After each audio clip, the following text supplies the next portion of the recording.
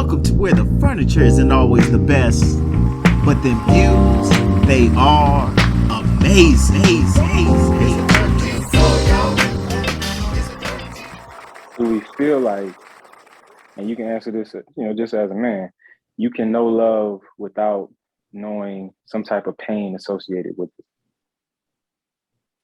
Yeah, I don't think I don't think I don't in my entire life, I don't think I've had a where I love someone and I felt like this massive pain when we broke up or we didn't have. Now, I obviously love EJ way more than I love the girlfriend I thought I loved, and so forth. But I don't think that lack of love or that loss of love, we'll say, made my love for EJ stronger. I think the love that I felt is a love that I see from my parents, that I see from my dad, that I see from like around me, the examples that have love for my grandparents. I mean, Jesus, they got married at 16 and they're still married to this day. And they had their fight scuffles, but I've always seen them together, even when they were separated for that little small stunt. Never, he ain't worth nothing. He's garbage. It was always like, we're going through things, but I still love him. So that's where it goes. We'll work it out. So I guess that's what my thing was. But some people have to feel pain. Like you have to feel pain to know love. I don't think you need to. It's just what you got around you, your surroundings. It's not part of the definition, but at some time, even if it's actionable things that are going on right now, I think at some point in time, pain will be part of that equation. Whether it's long lasting and it's a death, whether it's a traumatic experience and separation, whether it's disappointment of expectation, there's going to be some pain in there somewhere. No relationship is ever perfect. No body is ever perfect. So I think pain is almost like it runs parallel to it. At some point in time, it's going to not be parallel, it's going to cross. And you're going to experience it somehow, some way. But again, just because of pain doesn't mean that wasn't it or that's done. It's just that human part of it that really almost proves that there was something deeper there. Before you go, Case, I know you're about to drop something crazy that we haven't gotten to yet about this, but I did, based upon what you just said, BJ, and I still stand by my original statement, and I think it's true. But I do think that love loss allows you to look inward to see what you could do better next time, or what you didn't do, or you realize, oh, I did this thing, and I see how it affected that person. So now, how can I change that to make sure that I'm not giving that energy off again to next time, if it was worth it? And that's all comes with growth as well too. I mean, going from adolescence, teenager to 20-year-old to adulthood, you change your ways, but you also look back and say, oh man, that I see how that affected her or how that affected him. And would I want that back on me too? So it does give you a reflection time.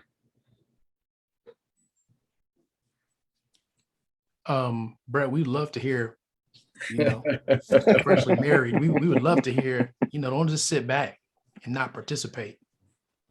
Yeah, participating, man. I'm asking the questions.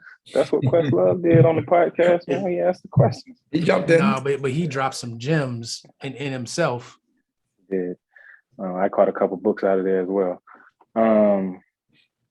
I personally feel like love is a way of life, and I think you got to mature into it, in my opinion. I think Art, you just said that. I think some of us have, like Art alluded to, great examples of what that looks like, and some of us have terrible examples of what that looks like, and then a lot of us may fall somewhere in between. But when you understand that it's a way of life, and BJ, you said it, there's levels to this. I think they talk about like the different forms of love. One of them being like a friendship type, the other one being like agape, which is that like deep love. You have the romantic or erotic, there's levels to it, right? But when you live your life with love, like kind of being the guide, and it's just different. And so you can kind of be, I guess you can kind of be impeccable with your word. You can be like that best version of yourself. And you also learn over time, or you said it, you can't love anyone without loving yourself. You understand how, when you're in that intimate type of love, the things that you may do to detract from it, it's still hurting you at the end of the day, especially when you're talking about being in a partnership type of situation. So, you know, there are things that can go on within like a relationship that may hurt the other person. But if this is a love relationship, then it should hurt, or it will hurt you in one way or another at the end of the day. So that's kind of what I feel like. I feel like it's a choice, and you have to choose to do that every day. It's not something that you just kind of like fall into. Like, you know, Art alluded to some of the reactions that you get going along and being in love. So, you know, when it comes to the pain aspect, I think, like I said, you got to mature into it. I think you have to have certain experiences, or be shown certain things in order to understand how to express love. I think, you know, well, me personally, I didn't have the best examples of what that looked like growing up. So as an adolescent, and well, maybe not so much as an adolescent, as a young adult, you know, there was questionable activities that my 35-year-old self, if I was talking to my 25-year-old self or my 20-year-old self, you know, I would tell him, you know, different ways to move throughout these situations to make better decisions that would have longer lasting effects. But I also think that everything we go through as a person is all supposed to happen to get you to whatever point that you're going to. So I wouldn't be who I am at 35 if I hadn't gone through what I went through at 30 or 25 or whatever. So we're all products of our experiences. And so I think that it's very important to have those experiences, but I think it's equally, if not more important, to have those examples, and people that you can look to that exemplify what that should look like in a healthy manner.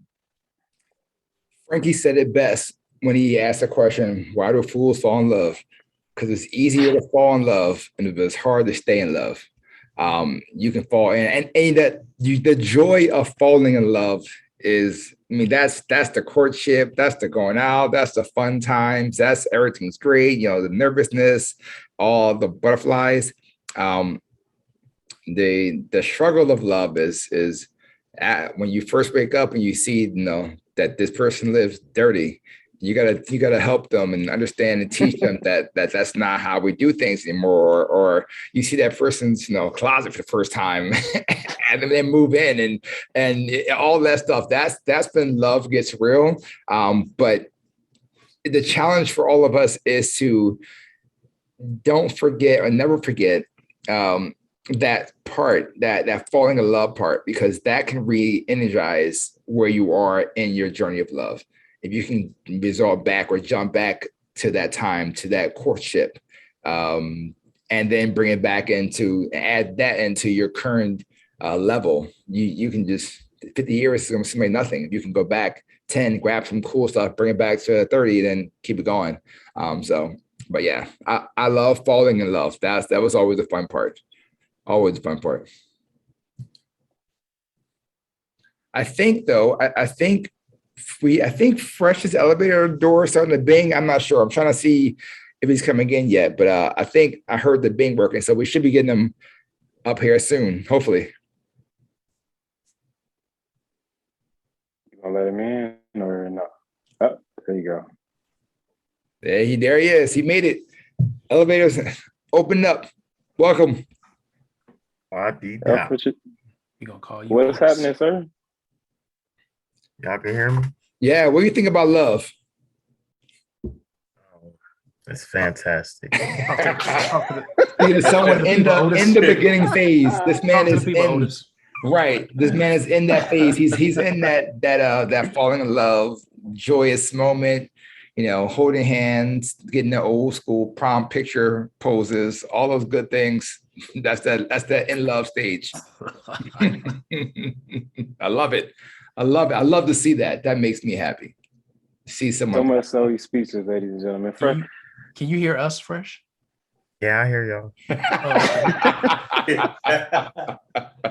Yeah, I hear you. Hey, keep Oh moving. man, fun times. Fresh, what's up, man? How you feeling, bro? Man, obviously tired.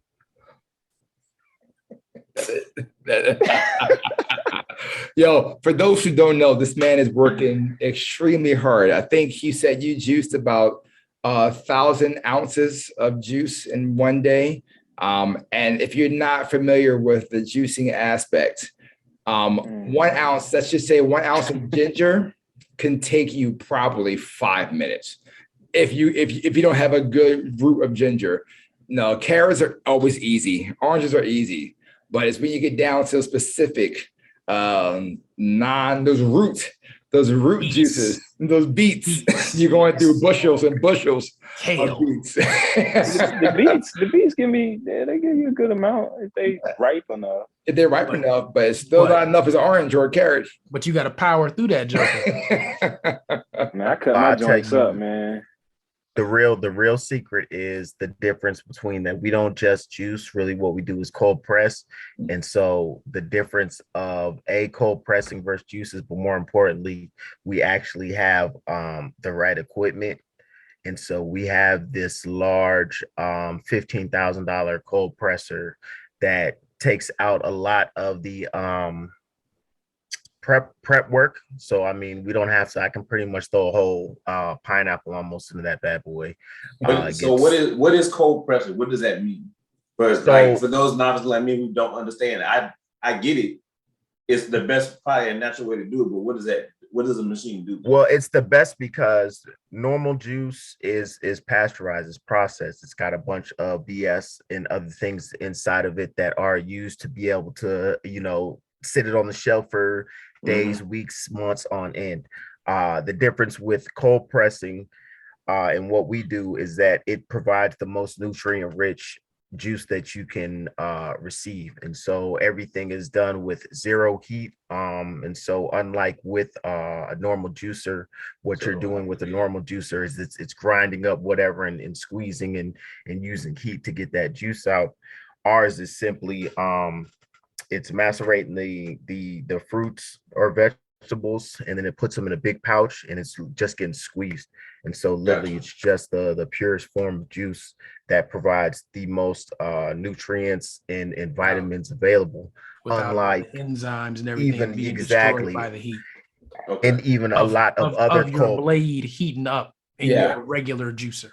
Exactly. And a lot of people will even a lot of different cold pressed juice places still wind up pasteurizing their juices. A lot of products that you'll see that say are cold pressed. So yes, they'll cold press the fruit or vegetables when they first produce them, but then they're still adding some type of pasteurization product to get it that extended shelf life. And so that's really been what we are trying to use to separate us, is the fact that we are really focused on ensuring that we are providing the most nutrient dense juice that we can. I know when I use my juicer, I only get like maybe a couple of days out of it. Like I try to have it, gone within like 2, maybe 3 days. You have to. It's 72 hours. So you get the same 72 with the cold press? Yep, it's about 72 hours that you're gonna get of shelf life with fresh stuff like that. Okay, gotcha. Yeah, gotcha. But the cold press won't separate as easily as your regular juicing as well too. It does separate, but if you're juicing carrot, just straight juicing on a juice machine, that carrot gonna separate within a couple of minutes. That cold press will hold a little longer. Yeah, no, it's and it's funny because I didn't fully understand until we got the big boy machine and really getting to where you're getting just juice with the filter bags, and so it's it's funny because you sit there feeling like it's so pure. It's just, but every time at the same time, every time that I taste it, every time, even after doing those 1,000 ounces this weekend, when I woke up on Monday and had some in the fridge, and went and grabbed that fresh cold popping pina. I mean, just as soon as you start tasting it, you tell the difference of versus a canned pineapple, or even your normal Dole pineapple juice. But especially when you're getting those flavors, it definitely makes a difference. Oh, yeah. There it is, ladies and gentlemen. We're done here on the 13th floor, where the furniture isn't always the best, but the views are Amazing. amazing.